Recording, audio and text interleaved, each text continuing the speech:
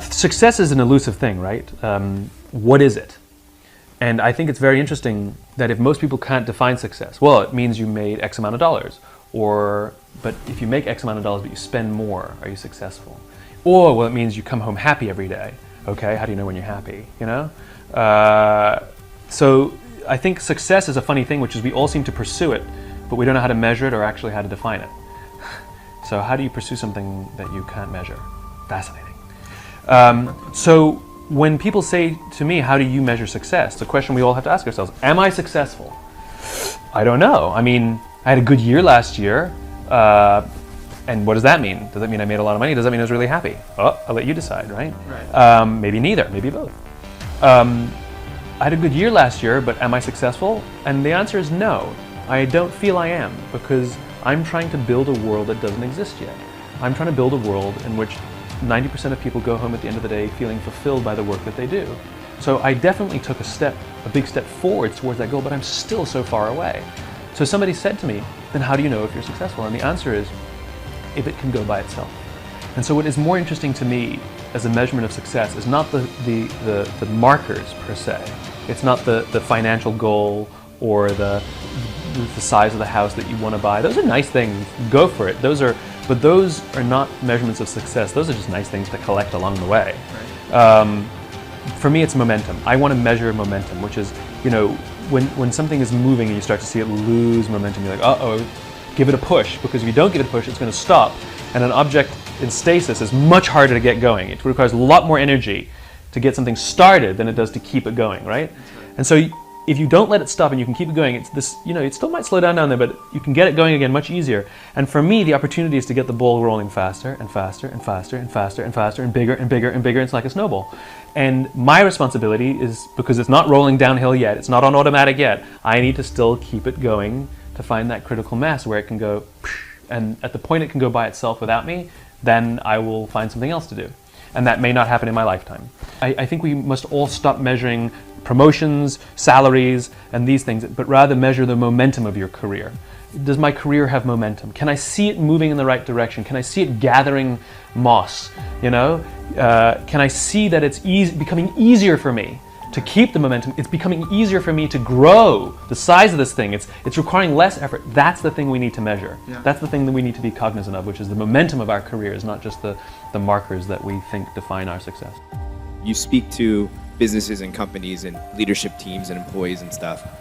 Without mentioning names, I don't want to put you on the spot, but have you gone and talked to a company that's been in trouble and then spoken to their team and then checked in on them after you've spoken to their leadership team?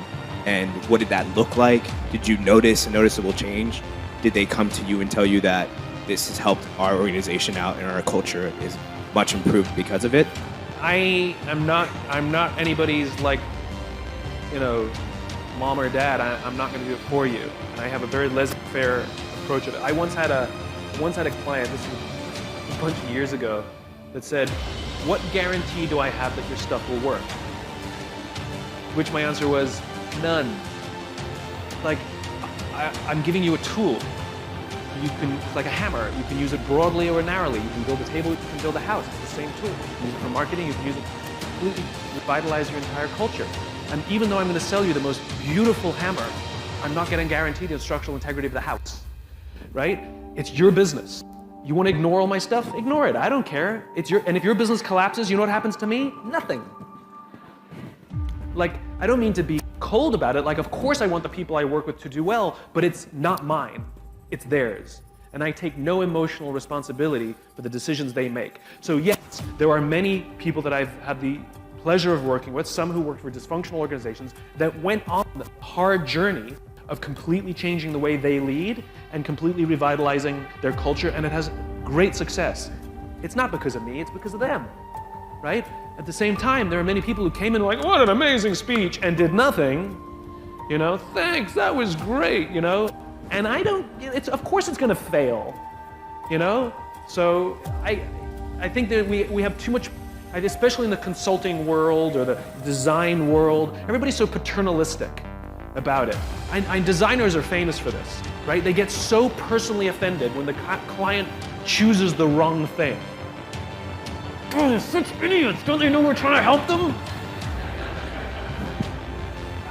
Or who cares? Like it's their freaking business, right? That's what you find. I've had that. Instead of arguing with somebody for them to make the right choice, because we genuinely want to help them. What I have found is if you push the accountability onto, because when we argue, we're taking accountability. This is better. This will help you. We're taking responsibility, accountability. But if we say, look, we've been doing this a bunch of years, we know more about design than you do, I'm telling you, for every reason that I can outline for you, why this will help you more. But if you don't want to do it, that's fine. It's your business. Do what you want. The minute you switch the accountability and put it all on them, amazingly, they're much more open to your opinion. So people are always talking about visions and missions and all of this stuff. When people ask me, like, what example should I look to? Like, what company should I? I'm like, here's an organization with a vision, a cause. It was founded with a cause. It's an entrepreneurial venture. America is an experiment. It's an entrepreneurial venture where a bunch of people got together and decided we needed to start our own country because there were certain obstacles that were getting in the way of a vision that we had of a better kind of country, better kind of company, right? And they stated it right out of the beginning. All men are created equal, endowed with these unalienable rights, amongst which include life, liberty, and the pursuit of happiness. And it's not just a competitive statement, like to be the best, to be the most respected. That's not what it was. And I'm amazed how many companies start their visions or missions with that terribly egocentric language. It was an ideal. And the amazing thing is we've been good at it and bad at it in our history, but it's endured for 240 plus years because we fundamentally believe that we are at our best when we're pursuing that. But it is an ideal. We will never actually achieve all people are equal, but we will die trying. And that's the point. And it's the same for a company, which is true vision inside a company, is something that has nothing to do with your product. It is an ideal to which you will attempt to build and advance that ideal through your company with your product. You'll never achieve the ideal, but you'll die trying, and this is what gives our work meaning. This is what gives our lives purpose, right? The difference between vision and a goal is the finish line. A goal is 26.2 miles. You can simply count the metrics and know when you've completed your goal.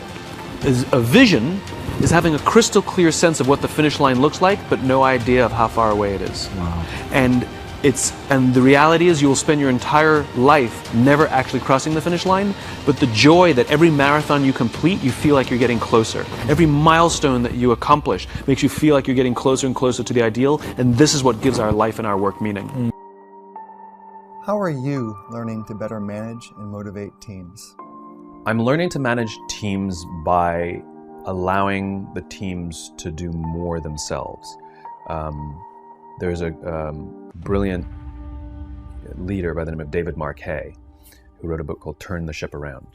And he had an experience as a submarine captain on the USS Santa Fe where he realized that as much as he knew about submarining, he'd been a submariner his whole career, that put on this new submarine, he learned the hard way that he actually didn't know how the submarine worked. He made an order that nobody knew how to do it because that didn't exist on that sub.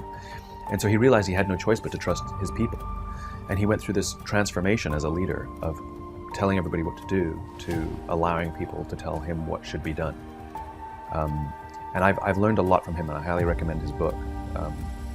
And I've really learned that, which is, at the top of the organization, as David says, the people have all the authority, the leaders have all the authority, but at the bottom they have all the context, right? And so you can't just push all the context up, you have to push the authority down. And so the responsibility of leadership is to train people, make sure that they have the skill set, help build their confidence that they have the confidence to do what needs to be done. They have to have competence and confidence. And that's your job. That's the only job of the leader. It's like a parent. Make sure they have competence and confidence. Make sure your kids get schooling and make sure that they believe in themselves.